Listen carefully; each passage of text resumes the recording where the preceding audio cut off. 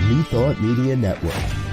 We are a global broadcast network of positive music, media, and entertainment, inspiring humanity's evolution along the journey of enlightenment and creating a world of love, peace, empowerment, and prosperity for all. New Thought Media Network. Positively inspiring.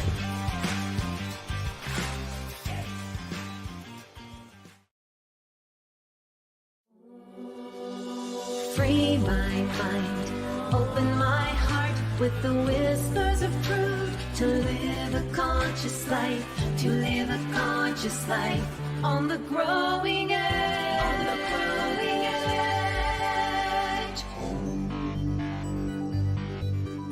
And now, here's Allie.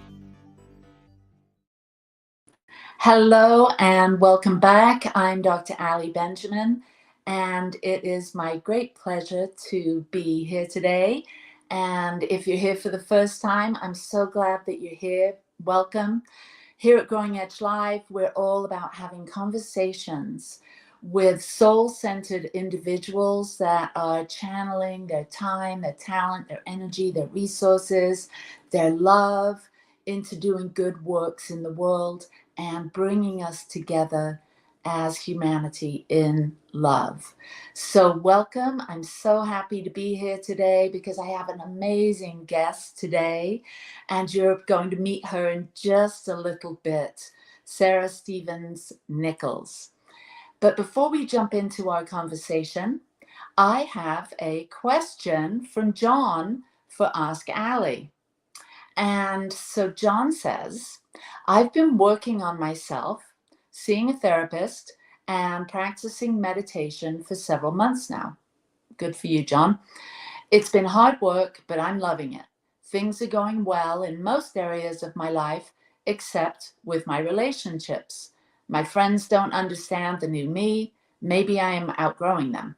I want to connect with people that are aligned with the new me. I'd love to hear your thoughts. Well, thank you, John, and congratulations on diving in to doing a little bit of self-discovery. I know that it can really unearth a lot of things, and it's good to hear that you're working with someone to be able to talk those things through. And meditation, practicing meditation is a wonderful soul-centering practice that really is the key, or the place where we get so much enrichment. We get to really explore who we really are. We get to calm down our nervous systems, find more peace, and reduce stress. Meditation is such a powerful tool and a practice for self-realization, and so good for you. So I have some thoughts. You say that you're sort of outgrowing some of your old friendships, or maybe they don't understand you or don't connect with you. And I know that the longer you do it, the more those friends that are willing to grow with you will learn to understand and connect with you on this whole new level. I know there's 5 things that came up when I read your question for me as to how to really deepen, to expand consciousness so that you will attract or align or connect with new people. Because really, as we're on the path to self-discovery, as we're beginning to develop ourselves and gain self-mastery, life mastery, we gain consciousness. Our consciousness expands. And in metaphysics, we talk about consciousness attracting. And we can't, so getting to the question here, because I could really go off on a tangent, but I won't. The main thing is to be you, because being you to the fullest is really the best way to try that new you on and to attract others that resonate or vibrate or meet you at that frequency of consciousness, that frequency of energy, and even the things you do, like meditation. People will be attracted to the kinds of things that you do. So self-realization is really the first step, knowing yourself, doing the healing work, doing the forgiveness work that seems to bubble up as we start to really explore ourselves and get to know ourselves, and to learn how to get along with our family members. And many of you know that watch the show, I've been studying the Enneagram really quite deeply for the last 9 months. And knowing yourself is really key to building compassion for others, because we're all so different, but we're not that different at the level of the soul. So understanding your personality structure, how things got to be the way they are in your life, and discovering your blind spots, and revealing your gifts and talents in ways that really can move you forward on your journey, on your soul purpose journey. Another thing I think in building consciousness and attracting the things and the people that we want is to really be present. We've all heard of the power of now and all the teachings around being present in our lives and being fully present with the individuals and with the task at hand. When we're giving our full attention to who and what's in front of us, then we are really showing up as our true self, that is engaged and curious and open and receptive. And also, we're a clear mirror. And then the next one is kindness, loving kindness. It's such a beautiful practice to just channel that loving, kind energy into any situation that you find yourself, into the relationships you're in. There's always a kind act, a kind gesture, a kind, loving, caring presence that we can occupy, that again, it builds this consciousness, and people are attracted at that level, because developing new friends, connections, we want to express our true self, the true self that we're becoming. And loving kindness, that's what we are. If we really give expression to our soul wants to connect, and our soul is kind and attentive. The next one is to be generous of spirit, to give abundantly of your time, your talents, your treasures in areas that within people and in organizations and with hobbies and things that you do, to just be open and generous and giving, and also giving praise and gratitude where it's due. This builds up this energy of joy and aliveness and creativity that is so key to making connections and deepening friendships. To be able to share yourself so fully and so generously is really key. And the last one is creative expression, bringing your unique gifts, whatever they are. And if you're on this path, you're probably realizing there's things that maybe you've put on the back burner, things that you love to do. Well, maybe it's time to circle back and connect with those things that bring you the most joy. Because when we're vibrating at a level of joy and peace and harmony and serenity, when we're vibrating at that level, we tend to attract that into our lives. It's as though we develop the eyes to be able to see in new ways.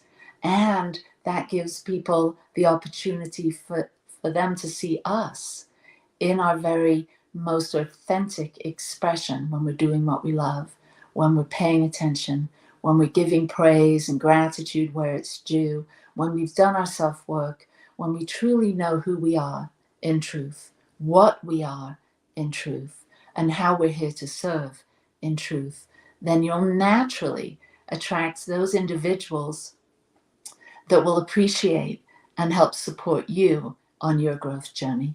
So I hope this has helped. It's all about you. It's all about developing the you that you're here to be. And you know how to do this because you came equipped with everything. It's right inside you. And you've got this meditation practice that's going to help you turn inside, go within, and unlock those treasures.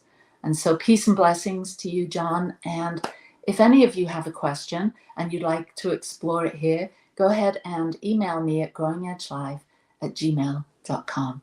Thank you. All right, so now we're going to dive into my beautiful conversation with my beautiful new friend, Sara Stevens Nichols. Now, Sara is a speaker, a leader, an author. She has a blog that's pronounced Snickles blog. I love that. That's Sara Nichols blog, Snickles blog. And she's been doing this since 2004. Her experience as a public interest lawyer in Washington, D.C., and around the California legislature, and a minister at the Center for Spiritual Awareness in West Sacramento, informs her work as a co-creator of a completely new reality. Can't wait to talk about that. She has experienced and facilitated healing from knee, shoulder, and wrist pain, compulsive eating, codependence, vagueness with money, fear of intimacy, and workaholism. Progress in all those areas requires connecting with her inner knowing, about which she is writing a book, How to Know What You Know. I love the title of the book, and I love to hear more about it. Sara Stevens Nichols, welcome to Growing Edge Live. Thank you so much, Allie. Great to be here. So excited. Yeah. So you're in Sacramento? Yeah, Sacramento, California, the state capital. Yeah, beautiful. And I'm here in Utah. And so how did you have you always lived in California? I grew up in San Diego, but then I went to law school in Buffalo, New York, and college in Portland, Oregon, and then lived in Washington, D.C., and worked there in and around not in Congress, but lobbying Congress on behalf of the public. Wonderful. So what's your origin story? Tell us a little bit about the little you and how you grew up. Were you religious? Were you spiritual? Did that come later on?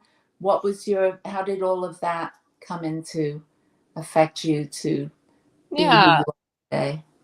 Well, yeah, I grew up in a middle-class home. My father was a radical professor at San Diego State University. I grew up out on the picket lines with him, picketing the Vietnam War and picketing for the farm workers in front of Safeway, boycotting Safeways when they weren't unionizing the farm workers. And I was baptized Episcopalian, and my mom would always talk about getting us to church, but we never really did. In many ways, my strongest spiritual connection was through my grandmother, whose name was Sally Stevens Nichols. And she actually was the author of a book that has been somewhat influential and is still in print, called Jung and Tarot, An Archetypal Journey. And she studied with Carl Jung in Zurich in the 1950s, and then began to see the archetypes that Carl Jung talks about, the universal archetypes in the tarot deck. And so then she wrote about that. And she also would sit with me and do the tarot and do the I Ching practice, the Chinese self-discovery. And she treated both of those as, well, now I would say, ways to know what you know. She never said, this is what this card means. She would say, what do you see in the card? What is there? And that gave me permission to look within for my truth. And then, I carried that with me. I became a person that people would talk to and ask for guidance, and I would always guide them within. And then eventually, fast forward many years, in Sacramento, when we had 2 small children and we were looking for a church, and I should say I nearly entered the Episcopal Seminary in Washington, D.C. Oh, I was very involved with the Episcopal Church there and confirmed and really interested in becoming an Episcopal priest. And then I got pregnant with our first child and it just didn't seem to be the right time. And then when we moved to Sacramento, we started looking for a church again, and we spent 5 years looking for one. And through a series of coincidences, I ended up walking into the Center for Spiritual Awareness in West Sacramento and just started crying on my first day. And I was not a crier. I'm still not really a crier, but I just was like, this is home. I just knew I was home, and I knew I'd be a minister in that tradition. And I am. wow, that's pretty interesting, because I have a similar experience. Huh. I'd had 3 children, and I was in San Diego County, and I was looking for something, and we went to the Episcopal Church one Mm, time, because that was close to what I grew up with, being English. mhm. Um, The but I Anglican. just felt it wasn't a match. That, the fear and the things that stood up when I was listening to the message. And then I found the well, it wasn't CSL at the time, it was United Center, or Church United, of the Sun. in Vista, California. And so, took my 3 little ones and went and had the same, oh my gosh, experience of, I get this. This Yeah. makes sense. This speaks to my soul. We didn't have to do the translating anymore, is really what Right. I found, right? Didn't have to sit there and go, oh, Father, Son, Holy Ghost means. Yeah, it was practical spirituality. It's I've always been seeking to understand what this life is all Yeah, about, and Science of Mind has really yeah. supported me on that path. So more about you. Isn't it well, I was just gonna say, isn't it fun to watch the way people walk into a new thought or science of mind church, and they could be an atheist, they could be someone who is, recovering from an abusive Baptist childhood or whatever, and they just are home, you know? Absolutely, yeah. It for me, it I was an Al-Anon at the time, and so the two really sort of wove Oh, in yeah. together really, really nicely. Really supported my journey of recovery, and Yeah, that's yeah, nice. We have yeah. a lot of people at the Center for Spiritual Awareness in West Sacramento who are also in recovery, and so that ends up playing a role. hmm So, how did you ever pick up on some of the things your grandma shared with you, as far as the tarot and Yeah, the I mean, I'm no tarot expert the way she was. It's just one of many. I tend to be, as a minister, a person who finds a tool, loves that tool, uses that tool, keeps using that tool, but then it just goes in the toolbox. And then there's another tool and another tool and another tool. And so, one of the reasons I'm writing the book about how to know what you know is to be able to unpack my toolbox for people and to go, this is one way in which I've known more about what I know. This is another way, pull those tools out and teach them to people. And yeah. Did you ever have any sort of mystical experiences or expanded awareness experiences as you were growing up, as you were little? I mean, I haven't had many conversations with people that had a grandma that was, into some things, woo-woo things, you might say, that would have been wonderful. I would have loved that as a Yeah, she was amazing. She was also really funny and really larger than life, and I yeah, just a tremendous personality. Um well, I think I actually, my most mystical experience as a kid was I was in the YMCA. I would go to YMCA camps. And YMCA has become just such a, a set of letters and a sort of secular reality in US culture that we forget that at one point it stood for Young Men's Christian Association. So they do actually have this Christian ragger program that some percentage of people who went to YMCA's encountered, but most haven't, is what I found out. And in the ragger program, you had a different bandana of a different color, and you learned spiritual things out, sometimes, often in my case, out in the woods when you're camping or at a YMCA camp. And then you talked with one of the counselors about it, and then you grew. And I remember that combination of being in nature and connecting with spirit just being so powerful. And I mean, most of us have encountered, I think, a spiritual awareness in nature.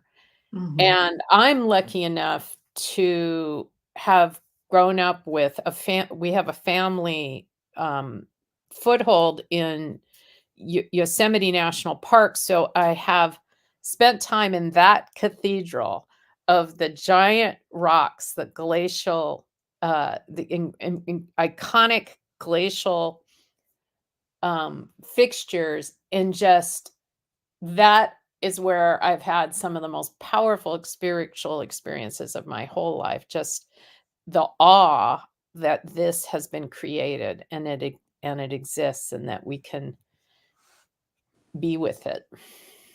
Yeah, it's really phenomenal being outdoors. So, here in Utah, many people are, they're either LDS or they're of the Church of Nature, and so there's a lot. We here we have a spiritual center, the Satya Center, and a lot of our people wouldn't be able to come on Sundays because of worshiping outdoors, the great outdoors. I think it's such an amazing way to connect with that bigger feeling of mystery around who we are, what we are, and helps us kind of expand our awareness out of our conditioning of you go to this brick and mortar building to worship God or worship spirit, and once you have that experience of connection, of being outdoors, of soaking in the beauty, it's really goes along with what we know, what we learn in science of mind and religious science and CSLs and New Thought. Yeah. So I saw your website up there. Our producer popped it up there for a minute and distracted Thank me. you, producer. So yeah, there you are, Sara Stevens Nichols, author, speaker, leader, co-creating a new reality. So you're tell us about the church you're serving at the moment. Well, I serve at the Center for Spiritual Awareness in West Sacramento, which is led by Reverend Rick Harrell and was founded by Reverend Georgia Prescott. And it's a cutting edge, if we do say so ourselves. It's a cutting edge center, because it really walks its talk. It's extremely diverse, extremely lively. I'm not sure how many New Thought centers are as diverse. It feels like a Baptist revival a little bit on Sunday morning, because we're singing and stamping our feet and not we're not speaking in tongues yet, but we're sometimes our practitioners, when we pray, just get so caught up with the spirit that it's just astonishing. And we sort of, I remember recently, a couple of months ago, we have this great praise and worship team, singing at the beginning. and they were singing, "Today will be the best day of your life. Today will be the best day of your life." And it just kept going and going and going. It probably was supposed to be a 3-minute song, and it went, I don't know, it may have gone 10 minutes, which I don't think normally would happen, but there was this weird little switch that happened where about 4 or 5 minutes in, my brain went, "Wait," and I think I talked with people that a lot of other people were like, "What if it really was the best day of our lives?" Like, something happened where we just became like in that affirmation, and the whole room was just like grooving on that, and it was just like everyone on their feet and this just like extraordinary energy. I mean, it is so fun to be there, you know. It sounds like I it. yeah, it's just a trip. Yeah, I think that that whole, getting into using your voice, singing, chanting, and then moving your body, I think that and saying something so powerful as this is the best day of my life, um, there's something to that, that actually saying it, moving to it, repeating it, that does. Maybe the neuroscientists are onto something with, this is how we're establishing new neural pathways. Yes. And to have music and movement that stirs up Oh, those yeah. emotions, that's powerful. Yeah. And we have a New Thought gospel choir. And yeah, I've read and thought many times that the we can say an affirmation, but if we sing it, and rehearse it and like are singing it throughout our week because we're going to perform. I sing in our New Thought gospel choir. I'm just a rank and file soprano. You don't want to hear me solo, but the it's just rewiring, just like you said, the neuro pathways. And there's also studies that show it improves your health Mhm. considerably to sing, and singing for performance, rehearsing improves it more, and performing improves it more. So if anybody watching this has a choir at their church or center or not a church, go sing in it. And even if you don't think you have a good voice, if they let you in, do it. Yeah, it's amazing. I remember I've always, like you, I don't do solos, but I will sing in a choir if there is one that will have me. And it's such an interesting experience to be able to connect with people at that level, to have a joint intention message that you're somehow creating this art form, this something, this thing that's going to it's not only benefiting you by being involved with it, but when you perform it or when you share it on stage or wherever you do, it's such an amazing thing to be a part of. Yeah. Yeah. So, how many people are in your choir? Oh, it varies. It's been between 20 and 30 lately. Yeah. That's beautiful. I don't know Beautiful. why it's not 100 people. I think it'll be 100 soon. Speaking of which, that makes me want to tell you this vision I have. Do you want to hear it? Yes, I do. I do.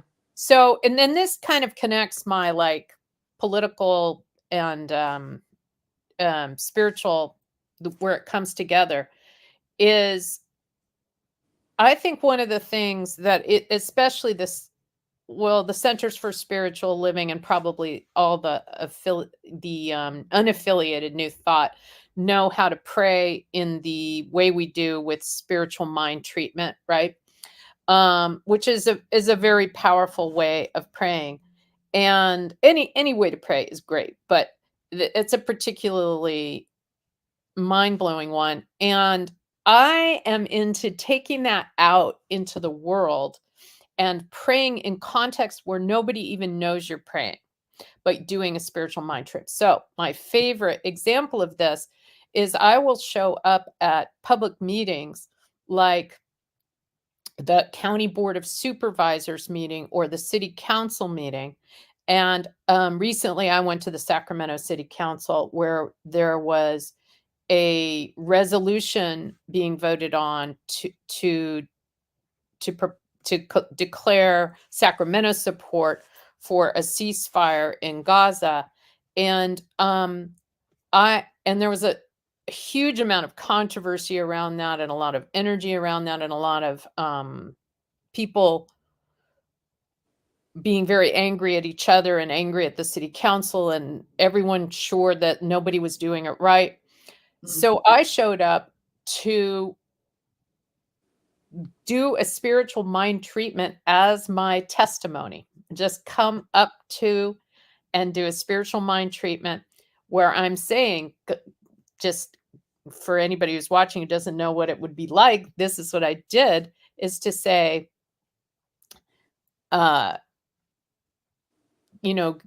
good evening, members of the city council. I'm Sara Nichols and I want to let you know that there is only God and there is only love.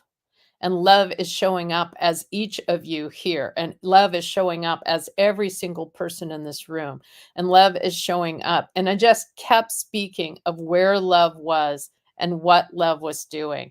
And love was creating a new possibility in the world now, a place where we could come together and be in peace and lay down our arms. And love may not be able to, the government and various levels of government and in the world and the UN may not be able to figure out an end to the disputes in the Middle East, but love can.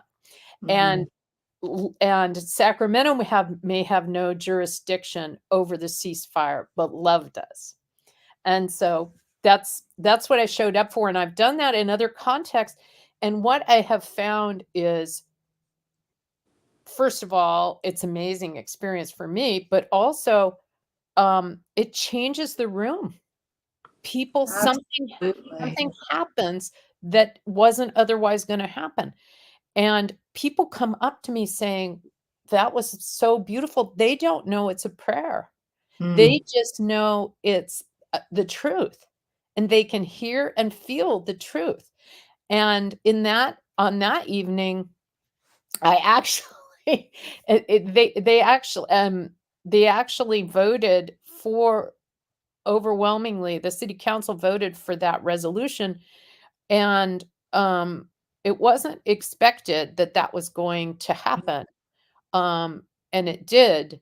And I don't know how much it has to do with my prayer, because I actually didn't even get to say it on the record at that moment. I put it on the public record online, but it got so heated in there, they ended up shutting down the room before they got to me. But I've done that in other contexts where I have known it.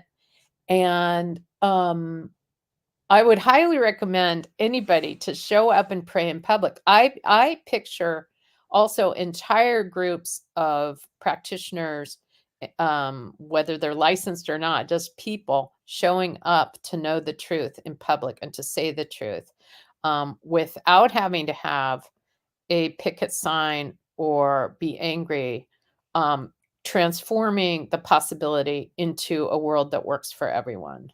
Beautiful.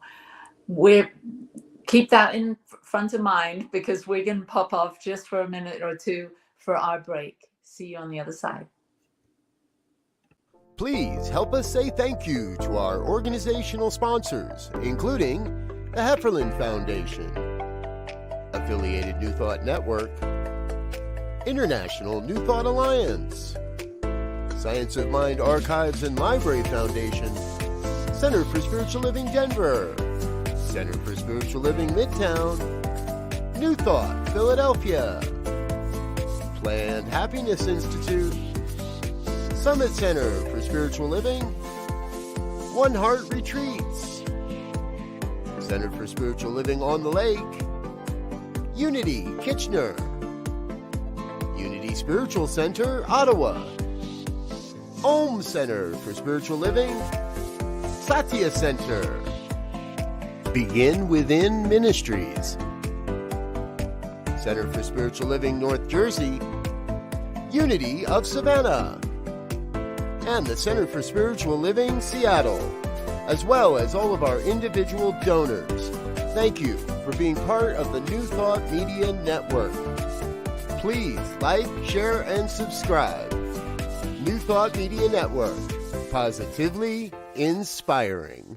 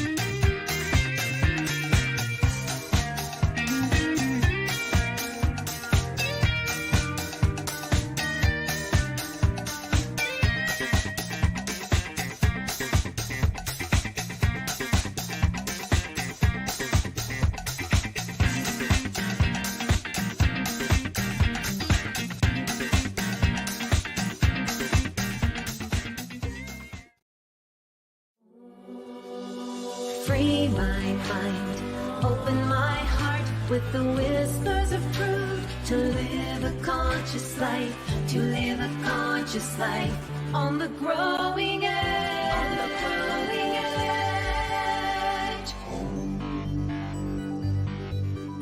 edge. And now, here's Allie. And we're back with my guest, Sara Stevens-Nichols. And Sara, you just asked us to, maybe it was a challenge or maybe it was an invitation, but you asked us to show up and pray in a public forum. That seems like, woo, that's taboo, isn't it? But as I'm thinking about it, when you said you showed up at this meeting and you, in essence, shared a spiritual mind treatment, before you told me that, I was thinking, how could I show up and pray? And I thought I could do it at Starbucks, ask for a coffee, and then somehow go into those, 5 steps of just affirming the truth of letting people know wherever we go that there is only one life and we're all a part of it. And I see you and we're connected. And the truth is, I love your coffee, or the truth is, your smile touches my heart. Doing it at Starbucks works. Yeah, if we could, wherever we go, I think there's an opportunity for us to be able to speak truth, to remind people of what we're not reminded of every day. You turn on the news, you go to the store, you work, whatever. We're not talking in these terms. We're talking typically about, the weather, which is, something fun to talk about, whatever situation you're in. But we're mostly talking about what's not working well. Mm-hmm. And that seems to be sort of the norm these days. So you mentioned when you were sharing a little bit about you growing up, that you would go to these, that you would picket, or it sounds like you were an activist, and people in your family were somewhat of activists. Is that true? Yeah, my father was an activist for sure. And I kind of got drafted into, I was the oldest and I would go along with him. And he was an activist till the day he died. And then I was lucky enough to essentially become a paid activist multiple times. I was almost straight out of law school. I ended up being hired by Public Citizen in Washington, D.C., an organization founded by Ralph Nader, if anybody remembers him. And I worked for their division called Congress Watch, where I was a consumer advocate, advocating for various consumer rights. But most excitedly for me, it was an opportunity to be an advocate for what we now call Medicare for all, Canadian-style single-payer healthcare in the U.S. during the time when the Clinton administration was pushing for a managed care-based version of coverage. And that was incredible. I mean, I had a blast being paid to go out and influence the public. We lost. In case you haven't noticed, we don't have Medicare for all. And I used to be megalomaniacal enough. I still have a little of that in me, or I probably wouldn't be a minister. But I used to be megalomaniacal enough to believe that if I had only worked a little harder in Washington, we would have Medicare for all. But I think it might be a slightly bigger issue than that. Well, yeah. I actually now believe that this is a little different from the trend within New Thought, is because I've spent a lifetime being an activist and being a paid advocate for a world that works for everyone, different aspects of that. And now I'm a minister.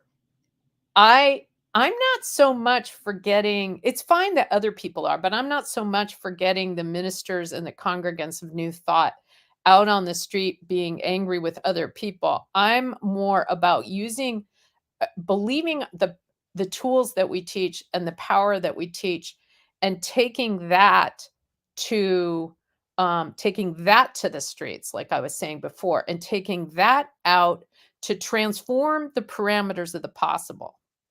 And I still have a ton of friends who are paid advocates. My husband is a leading environmental advocate in the state of California and in the country, and has been for years. And a lot of my friends who are doing this, they're tired of they're fighting the good fight and losing the good fight. They would like to win the good fight. They would like to actually see the change that they're advocating for. And so I think one of the missing pieces is bringing that spirituality back into the public realm, not church and state, but spirituality and the power of that. Yeah. Well, when we were talking earlier, several months ago, before, when we were considering you being on the show, and we had a lovely conversation, and you shared with me a video of you actually going to an event where Marianne Williamson was talking. And you asked her a couple of questions, and that must have been interesting to see her, as someone that's a huge, iconic figure in A Course in Miracles and within New Thought.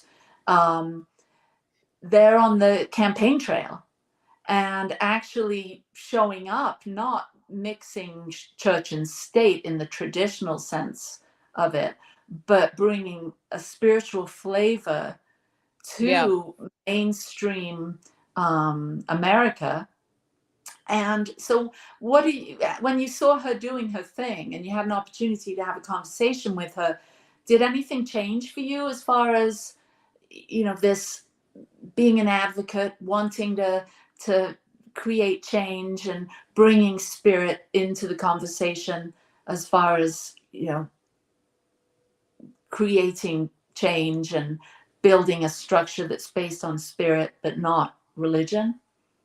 Well, I love that she did that. I love that she ran for president and was listening to herself that deeply, that she was able to take what she knows into the public. And she also has educated herself amazingly about the issues as well. So she's able to do both. It's unclear how much, literally unclear how much of a difference that may or may not have made in this time, since it seems pretty obvious at this point, although who knows what else is possible, that Joe Biden is going to be the nominee. He hasn't literally, gone through the Democratic convention yet, but that seems like what's happening. But as we know, what seems like it's going to happen isn't actually always what happens. So I have no idea what that means. I mean, one of the more controversial things that I've said and talked about this year is that I actually think New Thought people need to pay attention to the rise of Donald Trump as that one of the reasons that people are attracted to him is actually the way in which he uses the power of his word. Now, he is, actively lying most of the time, but there's a weird way in which sometimes an affirmation is a lie until it's not, right? Like if we go out saying, I am prosperous and I am healthy when I'm actually feeling, very sick and very poor, and eventually I am prosperous and I am healthy. And we've watched Donald Trump take his affirmations, his lies, and use them as affirmations to the point where some of them become reality, especially like the fact that he ever got elected president. Nobody with his kind of background, being a serial adulterer and saying the things that he has said, bragging about grabbing women by their genitals and all these kinds of things, has ever stayed in the public eye and become president. No one who's ever had multiple indictments has stayed even running for office. Even one indictment is enough to get anybody. So he's constantly doing what can't be done. And so those of us who are envisioning and working for a world that works for everyone need to realize that doing what can't be done is what needs to happen, right? And affirming that which we don't see in the world and making it so with the unlimited power that exists behind us is what is exciting to me. Is that, like, if you really believe in this stuff, and it isn't I think in the old version of how we thought about this, if there was homelessness, we thought somebody out on the street, it's their consciousness that got them on the street. But I think we now know, and maybe Ernest Holmes and so forth always knew, it's our consciousness that has people living on the street. Exactly. It's our consciousness. And so we need to change our consciousness. Now, I think Donald Trump is changing consciousness. I don't believe he's changing it in a way that creates a world that works for everyone. I don't see any evidence of that, but I do take a certain inspiration from the idea that we can really let go of the fact of any rule we thought was there that was going to prevent, including that a New Thought minister could become president, or what, she's not a minister, but a New Thought writer, a New Thought, who knows? Yeah. Yeah, I think I hear what you're saying, and it does line up this idea of having a louder voice. And I think that the current environment or atmosphere that we're finding ourselves in is really giving us motivation and inspiration to have a louder voice and to really see what we want as far as leadership in our country. That we, and I'm not a very politically involved person, but I definitely know when I do turn on, watch a YouTube, and I do see what's going on in politics these days, it's giving me greater motivation and know who I want to be in power, or the kind of person with the kinds of intentions and the kinds of goals and dreams. And I think that seeing what we've seen over the last few years, it's just helping Americans to become clearer on what they really do want. And I think this current trend that I don't think is very positive or helpful is really the universe or life presenting us some clarity, giving us a snapshot, a wake-up call to say, all right, so what is it that you want? Get really clear. And that, as a practitioner, that's what we're always going for with our clients. When we're working with someone, we're doing spiritual counseling, we're saying, what is it that you really want? Right. And it's amazing how difficult it is for someone to really land on what it is they want. And if this instead of being clear on what they don't want, like you said before. Mm-hmm. Right.